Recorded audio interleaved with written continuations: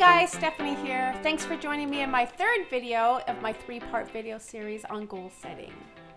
In our last video, we talked about how your personal goals have positive impact on others, which is such a cool concept to me.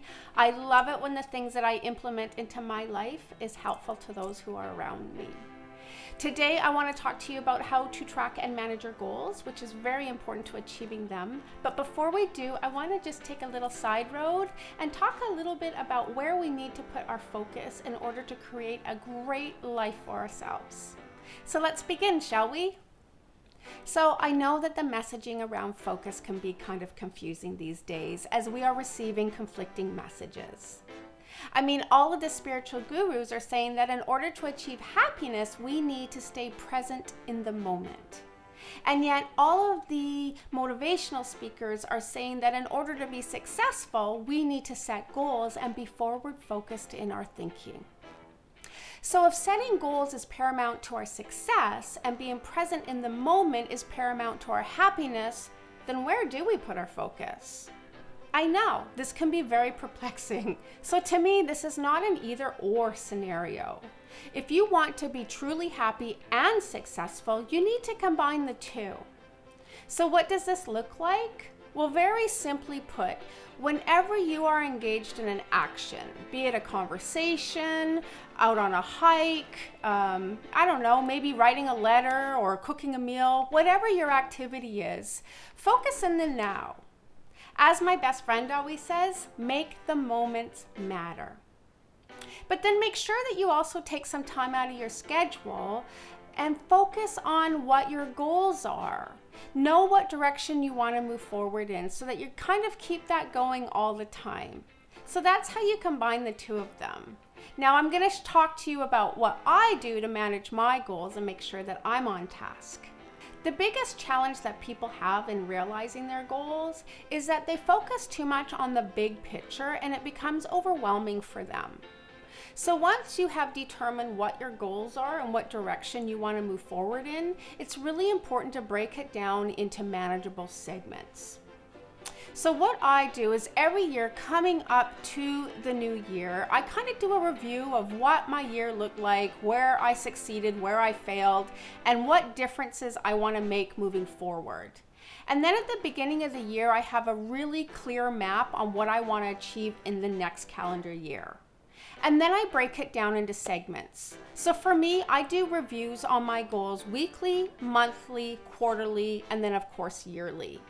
But each of these reviews have a little bit of a different element to them and they focus on different goals. So instead of focusing on everything every week, I have a little tiny alert in my calendar that says goal review on Sunday nights. And I just kind of look at the two goals that I set for myself that week and see if I'm on track.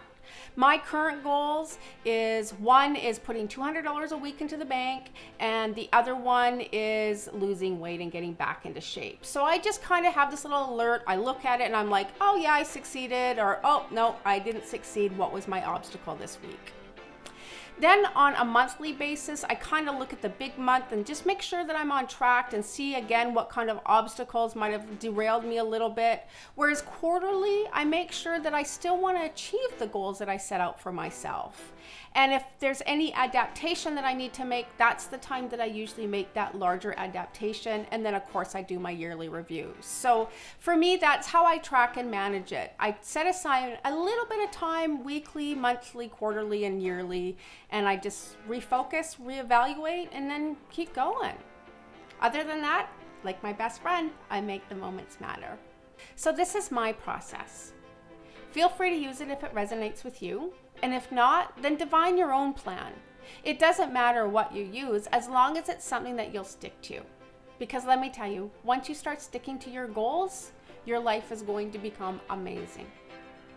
Now, before I wrap up this third video in my goal setting series, I just want to talk to you about what I feel is probably the most overlooked and most important element to goal setting. And that is just get started. So many of us wait for perfection before we start on our goals. We need to be, have the perfect process or the perfect concept or the perfect product or the perfect whatever. And that is not true. That need for perfection is only going to keep you stuck doing nothing. Look at me. I'm a perfect example.